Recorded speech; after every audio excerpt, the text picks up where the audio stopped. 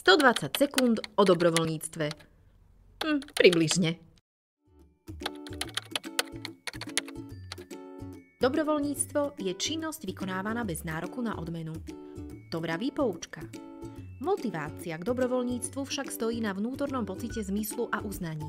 Dobrovoľníci dávajú to, čo im už nikto nevráti, svoj čas. Ak chýba ocenenie, ich motivácia rýchlo klesá. Oceňovanie preto nie je bonus. Je to rovnako dôležitý prvok manažmentu ako nábor, zaškolenie či koordinácia. Ak sa zanedbá, ohrozuje celý cyklus dobrovoľníckeho programu alebo projektu. Niekedy stačí slovo, kartička, nálepka, osobné poďakovanie alebo verejný príbeh na sociálnych sieťach. A niekedy má cenu nominácia na oficiálne ocenenie. Oceňovanie buduje značku a dôveru. Komunita vidí, že si vážite ľudí a má reťazový efekt. Dobrovoľníci sami šíria dobré meno organizácie a priťahujú ďalších. Preto oceňujte pravidelne, úprimne a verejne. Dobrovoľníci sa vám odmenia lojalitou, návratnosťou a srdcom. A čo vy?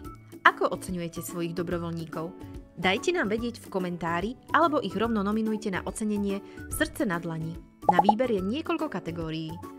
Pre viac info o práci s dobrovoľníkmi sleduj náš profil.